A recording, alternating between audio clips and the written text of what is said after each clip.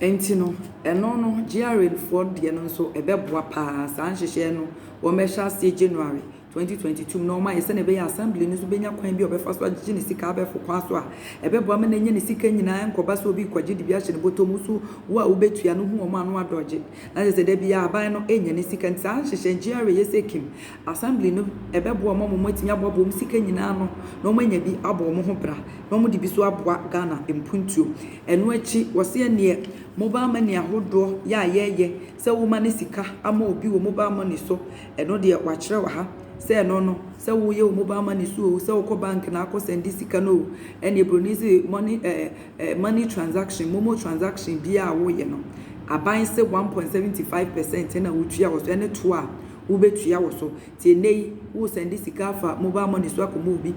anase ukọ bank na akọ sende saa sika ho dwadie ni nyina wo ya aban betew yesi e 300 cedis e kontu ukọ sende 50 Ghana eno no ye nto hwe 90 Ghana ye nto ba e 300 cedis e kode masa ye beto 1.75% eno to a betua abefo kwaso eno beboa masika na tinya ko ba bi e waseko na abanya e de abone ho bra wo mo hwese wo mo ye ne saa ye wura kenofo ya tanchire mo hwese ne enti o mo de saa hwehwe we ya banse ne ye hode wo bi antinyi ne hu frim wo ye NDC ni o wo ye NPP ni o wo to abo wo nto abo CPP fo akuadonkofo hwanhwanfo obi ya betua bi enkoba se yesi we de ye NPP ni we NDC de da bi we obi etua bi se wo send this kanko ade a wo betua because you businessmen akese bi okroma woni shop won see container woni dan bi otia no so ye adwuma ntito wo ntua eno ano so ne nam kroma sa na maamefo dwamfo maria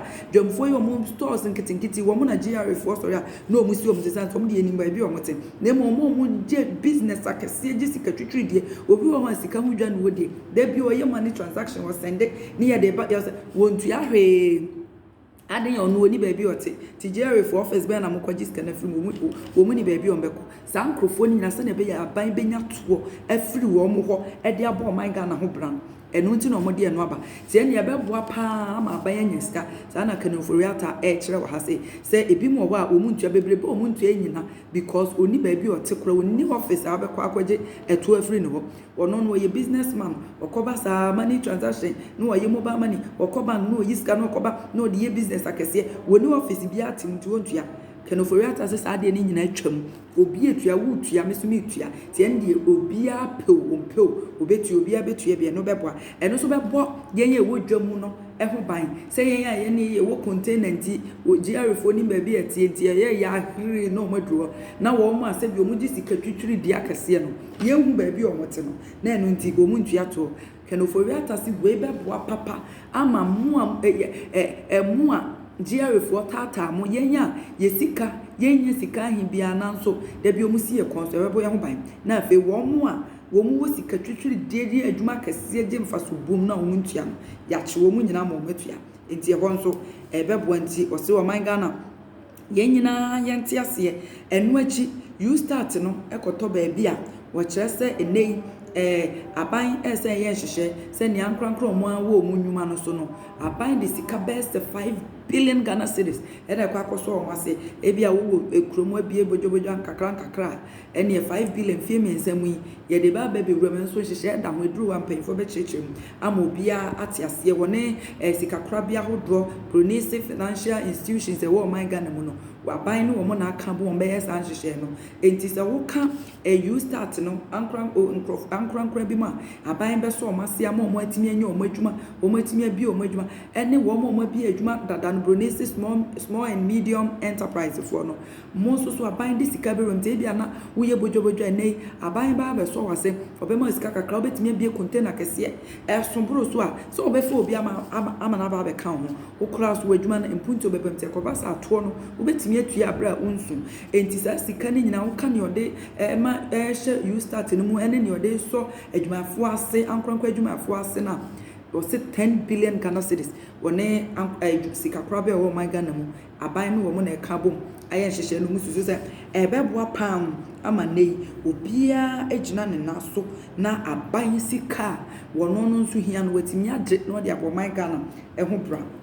ɛno achi no wɔkyɛ sɛ sɛ ne ya obema True Drivers Union for wɔn ka sɛ toll booth wɔn mpɛ bi ehu wɔ Ghana mu Kenofori atache sɛ ne toll booth fo a wɔn wɔ Ghana ha nyina yenyi wɔn nsi baabi ene driver ni wutwam hwim abra wuntua toll booth ehu sika bia obi ankɔgyina kwantifi enkonkɔnkɔ enkɔgyegye sika bia ya barima fo kan ya barima one true driver fo wɔn se toll booth no esi hɔ kwa ban bi enye sika mfiri mu party boys and girls na age afa we are the party boys ye na yegye ntu gonsa ban sesan ya ade be che na omakwa take over omakwa pam send this for omakwa NPP for omakwa NDC for mo jesu anum de go motomo enkwa aban wo nya ya aban na akoka se kimom se ye nto aba ma ho ena ye na ye party for na ye to aba ma na ye nya sika ni biem enti sa to na aban jeje wo no kura na sa aban nya enti true driver for so na ye omo concern pa se aban ni no anyi to butu ahodo na fifi kwa so ene omo ne aban de nyame adom Kenofori ataba ye no wakasa ene to butu ahodo egu kwan ahodo so e wo man Ghana mu nyina aban se ye twam 20 ene emrahye bedwafo wo mo tena no mje budget ni tumu bia ye twani nyina mu ye na obi ankogya ba bia ankogye to bia e wo eyi kwantempoza ade ya to butu enti no ye bejeje adava fosika o se wa abanye twani nyinam na wo hwe budget ya na no mo de ba ye ya ene mpemfo ahyeda ayi point best nson na chese niema nson no mu gina so a wo mo ye budget na eno no na ma pensem mu na me be ka na makoma so se na be obehu point na ewo mu enti facha me niema nso na budget ne di mu akotene pa ye toll booth na ye free akwantempon so no tosu mienu benchmark values a eno nso so eno no ye gutafo no mo nkoyi niema free port no ne keka ho abansi benchmark bi etoto bi mu emse we ye free we no beboa ama bibi akoso afei momo transaction na me cheche mu so send this sika ebeto no eno so eno ya another point to so miensa na afei yes say tax exemption bill eno so mrahye betwafo wo megia atom you start initiative to create 1 million jobs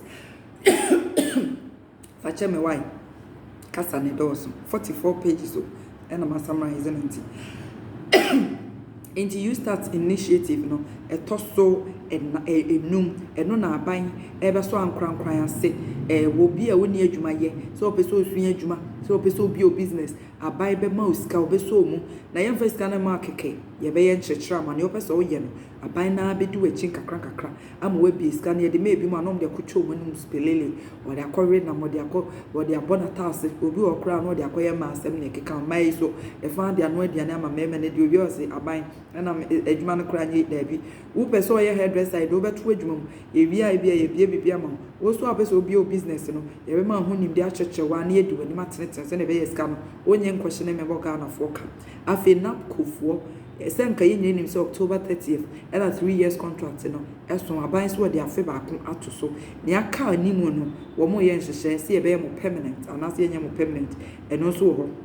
etoso sika oman Ghana 2022 ye de boy ho bra Kenofori atase eye 137.5 billion Ghana cedis ena ye ba be du oman Ghana mu 137.5 billion Ghana cedis ene akonhoma sika 2022 oman Ghana ye de boy ho bra enti ne korakora mu ne ye Kenofori atache se oman Ghana ye bo ohia eka ohia nsema ye hododo wasi oman Ghana ne braso si yesu ye kan ye die sema ye ho ne nyai se ena Ghana de ehia ye o Ghana ye niska ene ye de Ghana ye ntimi ntumpo ene ye de si ya ne nyame aboy wasi eye esabio ensemhunu ne ye ayeka no wasi ebraso si yesu ye kan hira nsema ye ho bi ye nka nkire ye ho si ye betimi ye diye na ye mfa ye ni si so ne nya adwumaden ne ntimi ni ye ne nya se de bia yesu hia ye de ye kan hia nsem gu ye tiri so se Ghana de ntimi ntumpo Ghana de hia ye o Ghana de wasi Ghana hia ye sabio Ghana nyame aboy se anoma ye frɛ no okode ye kita okode entaban na no nso no okode nyire nim enuma e wo wiase nyina okode pa na timi tukọ animu pa etiti ye okode entaban de a ene ne betimi atu akọ akire enti ye hu ye ho se ye okode a ye tuo akọ akire ye tu se fa ne akọ akire e wo puntum ne enya se ye keka se ene Ghana de ye hia yo enye o se ye hia ye nyame aboye so okode ye hia se ye beji ye ho atum ye beji ye ho de ne ye di botae bi esi ye di so ye address ye ko akọ pesa botae no ene beboy na de bia yes Ghana hia and ose yenya ka na mfi ye nsi bibi so ebeboa ma mputu akose sanse Nyankopon aboye se anoma okode a owo ntaban a ebetimi etu akoye nim na ni nyina mu ena kemfuru ate kasem o share ni mu se wabekenkan ne sam enye se na ekoye adwumu da bi ma hyewedwafo o mbetena se na o ma bobo o ma debate o ma toato adwen na o mo gitum wi na afi ne budget na wakenkan na abedi mu se 2022 akonmasika ene ye bra ye bebo sika ne ni aban ya hyehye nyina so obeye wo budget no na tese ya je tum sampa edimu kopem bra ma hyewedwafo betena se na o ma toato adwen o ma gye ne wakenkan atum ne de ye ntimi nka se 2022 budget on the wakenkan akire ti ye hwe animu se ma hyewedwafo so betena se na o mo agye atum na afi anamo a esefata na ye to aso no aban eye ni nyina ede aboaye edi sa pepepe na 2022 budget na anu ada yewa ken of Riata o man Ghana nyina esi kasem o na hwe so November that to student so kokenkan ni twi na makan a church na so se part 1 and 2 ti hwe wana no wa hwe 2 no aka 2 no na wo hwe anyways enti mesro sa na asem no etie se ne be ya bibia ebetimi akoso enti no wo se o man Ghana nyame nhirae wo so nyame nhirae obi se wahwe Genius TV subscribe why se ne be ya wadofo nyina ebetimi enye bi ahwe me da ase se budget onso wunya amre na ne twi mu wo so utie bi menim se nyina ebebo amo man Ghana otumpon enti na ene aheya ena mede mu besi se ne keno Riata edi mu si ho na ne bag